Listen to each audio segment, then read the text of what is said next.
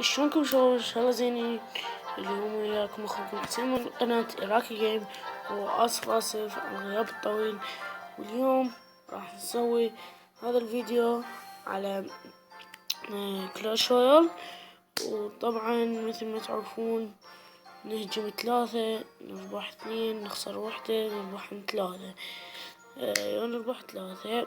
طبعا راح اقول لكم ليش اني تأخرت يعني في أثناء تنزيل المقاطع، لأن أنا كنت ما عندي برامج تصوير، فأظل حاير بمن أصور.